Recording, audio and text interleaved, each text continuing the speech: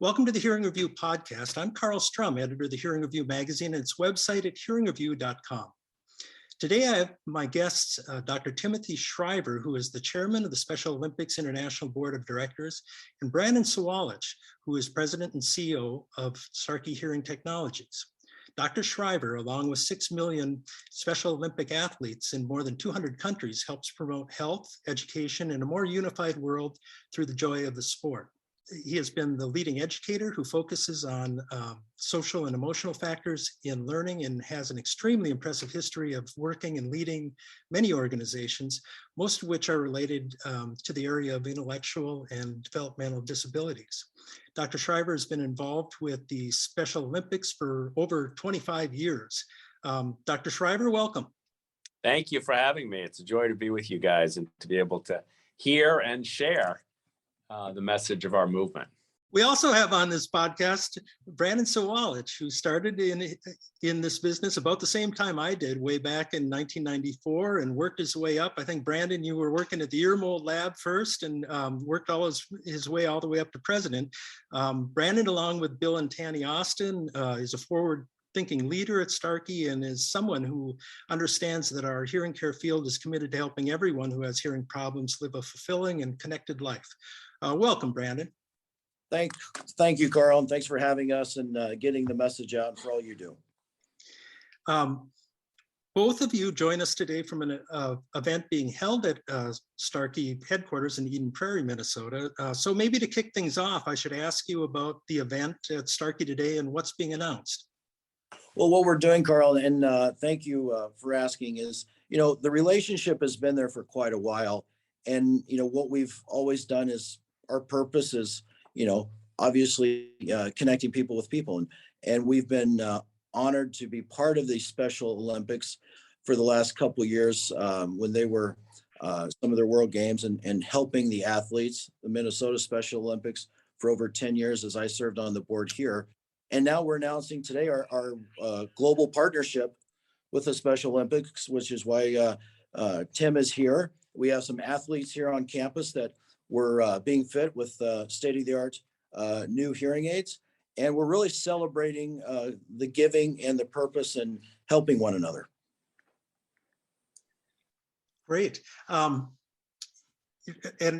Tim, your Special Olympics involvement goes way back. Along with a couple thousand other hearing care professionals, I was lucky enough to see Tim's presentation at the Starkey Innovations Expo in Las Vegas in 2020, just before the pandemic hit. I'm sure Brandon will agree that, Tim, you told a moving story about how your Aunt Rosemary Kennedy and the sister of your mom, Eunice Kennedy Shriver, made a profound impact on your grandparents and your family, and really ultimately the global population of millions of people. Can you kind of revisit for me a little bit about the genesis of the Special Olympics and how it's gone through the year? Yeah, well, first, I'd just like to say to Brandon and to the entire Starkey family how grateful all of us in Special Olympics are for this partnership. This is a game-changing, a life-changing alliance. Most people know, and I think many people admire the athletes of Special Olympics because of their accomplishments in sports, their capacity to run where others thought they couldn't, their capacity to play on a team where others thought that was unreachable, their capacity to speak, to lead, to be articulate visionaries for their communities and their families and their country. But most people don't know that most Special Olympics athletes, the vast majority, are denied healthcare services around the world. Most people don't know that people with intellectual and developmental disabilities are less likely to get treated by doctors, audiologists, dentists, physical therapists than others. Most people don't know that during COVID, people with intellectual disabilities suffered enormous pain from isolation, from disease, 6 times more likely to die from COVID than their non-disabled peers, usually because of neglect and the absence of care, not because of the disability. So what people don't know is that when we announce a partnership like this, we are not just expanding the sports platform of Special Olympics, but we're expanding the challenge to make healthcare just and equitable and inclusive We're expanding the challenge to ask healthcare practitioners around the world to become ambassadors of equity and justice and inclusion in healthcare. And we're saying that if a person with an intellectual disability can't hear, they deserve care just as much as anybody else. I mean, I know that shouldn't be shocking. It shouldn't be shocking to say that if I'm 20 or 30 years old and I have an intellectual disability and I'm having hearing loss, I deserve a hearing aid. But unfortunately, that is not the norm. And many, many people don't understand that today the Special Olympics movement is the largest public health organization in the world. Public health organization, not just sports organization, public health organization in the world, advocating for the full inclusion of people with intellectual and developmental challenges in healthcare. Now, you asked me, where did this all come from? I mean, this came in large measure going back 50 or 100 years from my mother, who had a sister with an intellectual disability, my Aunt Rosemary. And she had brothers who were very successful and very popular and very public in their roles in life. You know, 2 United States senators and 1 United States president were her brothers. But she saw not just the achievements of her brothers, but the injustice facing her sister. She saw not just all the achievements and accolades that her brothers could get through politics, but the importance of her sister as a force for good in their own family. So she started the Special Olympics movement to try to heal and address the injustice and intolerance in our culture. And, you know, using this kind of unlikely weapon, if you will. I don't like to use words of war, but she used an unlikely tool to affect social change. The tool was sports. Let's get people to meet. Let's get people to see each other as gifted. You know, and if you say to yourself, well, is that important today? I don't think there's anything more important today. I don't think that, I mean, you know, in this we hope and pray a post-pandemic world where we still have division, we still have violence, we still have misunderstanding, we still have bullies in our own communities, in our country, around the world. We need a big movement that brings together great leaders to say, we want to heal division, not make it worse. We want to bring people together across divides, not separate them. We want to promote understanding and equality, not hierarchies and demonizing. So, look, this is, someone might look at this and say, well, that's wonderful that Starkey is going to be supplying hearing instruments for people with intellectual and developmental disability. That's a life-changing gift. But the bigger gift here is the gift of hope, the gift of justice, the gift of inclusion. And that gift is much, even, I would dare say, even more powerful than the hearing instruments that will be the symbol of this partnership. Because what the Austins have done here at Starkey is create a company that carries as much a mission of hope and decency and human values as it does of business. And that's really the future we need across healthcare. Right. I couldn't have said it better myself. When you think of Starkey, I mean, people are the bottom line. I've heard, you know, Mr. Austin has told me this as long as I've been at Starkey, and we play our part in helping in humanity, but our hearts are really helping people, and people. The Special Olympics is hearing is a key to understanding. And we need to listen to each other a lot more than we are. And I can only imagine, you know, when your mother started and the challenges then compared to the challenges now are unfathomable because people didn't understand. They weren't listening or understanding what could be done. But we, you know, Starkey's always had the heart of not thinking about disability. We look at the ability. What's the ability that we could find in people?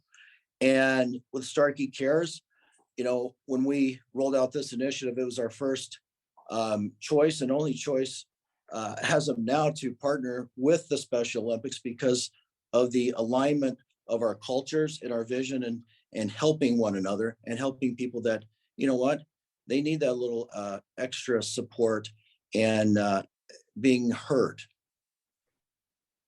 And Bill Austin, the owner of Starkey, the founder of Starkey, oftentimes emphasizes just how communication and hearing are the link, and really the one of the main ways to fight rejection and exclusion, to show that, you know, caring for somebody is extremely vital in society, and so much lacking in a lot of cultures when it comes to differences of you know, people, whether it's intellectual and developmental disabilities or other factors. One of the most intriguing parts that I always hear from participants and volunteers of the Special Olympics is that that they get almost as much out of it as the volunteers. Sometimes they find out a lot about themselves. Can you talk to a little bit of that, Tim and Brandon? Well, look, I think the Special Olympics movement is a movement that is focused on encounter, people meeting across divides. Many, many, many millions of people with intellectual disabilities are unseen, not to mention unheard in their own communities. Sometimes the first time someone in a neighborhood or a village or a town sees a person with an intellectual disability is at a local Special Olympics event. In a normal year, there are 100,000 Special Olympics games every year. Every one is a chance for people to meet, to see each other, to listen, to deepen their respect for and the dignity of the other. So this is a revelation for all of us, that we can meet each other without judgment, without fear, without anger and hostility. And when people find themselves in these encounters, whether the person thinks they're coming to help a person with special needs, many people come to help, and they find themselves blinders removed, life view changed, hearts opened, relationships created almost in the blink of an eye. And the volunteers often walk away sometimes with tears in their eyes, thinking, I'll never be the same. And our athletes have often the same experience. They come, no one's cheered for them. Yeah. I'll never forget one athlete saying to me after he ran his first race, I looked around and I heard a terribly loud noise. And I looked up and I saw people cheering. And I said, what are they cheering for? What are they cheering for? And he all of a sudden realized, they're cheering for me. Right. He was 16 years old. No one had ever cheered for him in his entire life. So these are moments of profound transformation for all of us, sometimes very small. Sometimes you don't even notice them when they happen. Sometimes 6 weeks or 6 months or even 6 years later, someone says, you know, I remember that moment. It changed me. It moved me. It transformed my heart, my mind, the way I think. So this is a movement of encounter. And I'm going to speak boldly here. I think the Austins, the Sawaliches, the team here at Starkey, I think they've grown and changed as much as our athletes have grown and changed through this relationship. I don't mean to be arrogant in saying that, but I just know from my experience, from my own life, that all of us who come many times believing we're here to help people with intellectual disabilities, we leave believing they helped us. And you feel it too. I mean, you feel it as, you know, you've created a community, and a community of people where, yes, you've changed lives as we've changed lives in different areas through hearing. You changed lives with the 16-year-old kid that you can't even fathom. I mean, the confidence that gave, and just that story, you can think of how many more lives that we don't know about. Yeah. And you know, especially now, as from our small part in the, you know, the overall big community of Special Olympics and what they do, you know, we're connecting, you know, the athletes with people and the crowd and others where they can be heard, because, you know, they can understand and listen around them, especially in a post-pandemic. So we could say, you know, hopefully we're in that, where it's a very lonely world. And if you're an athlete with, you know, intellectual disabilities and other challenges, and you can't hear, you know, what's your pride and your self-worth and your confidence? So if we can play our part, which we are stepping up and absolutely will do all we can to help, you know, as many kids as we can and athletes, you know, be bigger and better and give them that self-confidence, we're, that's where, business is great, but when you have a purpose and you can change somebody's lives, Karl, this, we see the hearing smiles, right? You see that smile come across that face and it's priceless and it's addicting. Right. And do more. And, if I remember your presentation, Tim, you mentioned that somewhere around 30% of Special Olympics athletes, when tested, are found to have untreated hearing loss. A question for both of you: what's the best way that hearing care professionals can pitch in and help the Special Olympics? Where do you start, and how can we help these athletes and their families?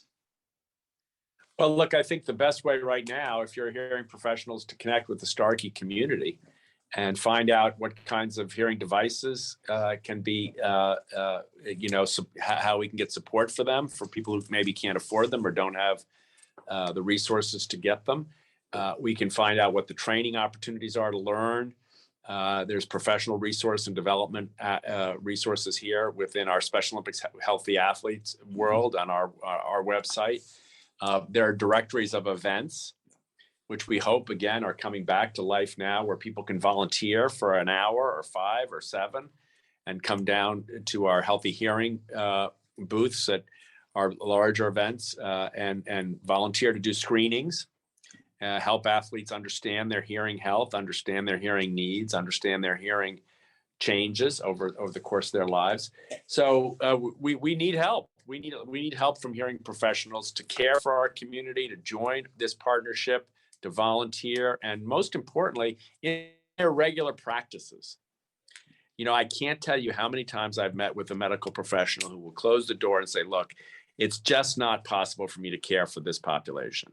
It's just not profitable. It's just not realistic. And even one guy said to me, another doctor told him, I don't want them in my waiting room. Oh, geez.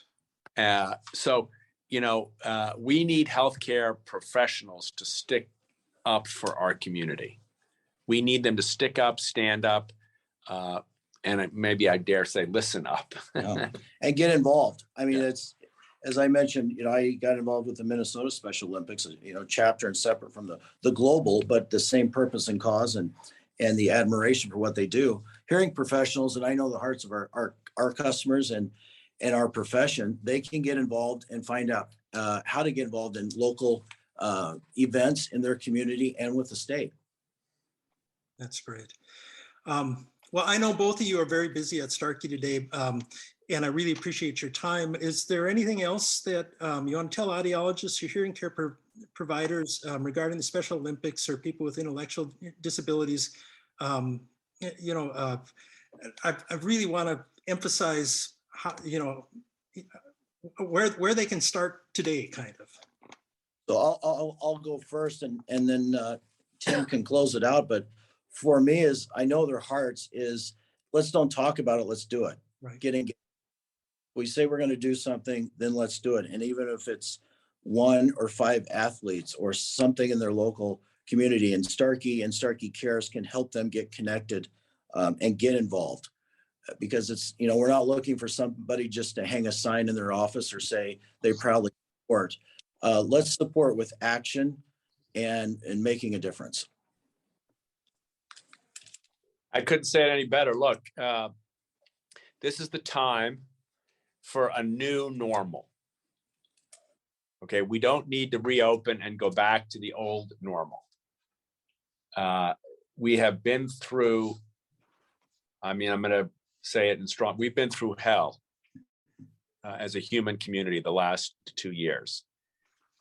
We've grieved the loss of people we couldn't even visit in the hospital. We've dealt with a kind of an uncertainty, the likes of which no one has ever lived through. We've seen our children suffer. We've seen our mental health degrade. We've seen injustice on the screens in front of us that many people seem not to even know existed. So we got to come out of this different. We got to come out of this with a new normal, not the old normal. And I would just ask anybody listening to this, take out a piece of paper or make a mental note. What's a new normal I can help create that is more equitable, more inclusive, more just, and more joyful? And if the new normal might be, I'm committing myself to making sure that the people with intellectual and developmental differences can hear, then you're welcome to join us. We need you, we want you, and we're determined to succeed with you. Because there's too much judgment and divisiveness. We need to start judging people and looking at their hearts, judge them by their hearts and what they want to do and how they care. We got enough political statements and stuff. We all need to come together and just help one another. Absolutely.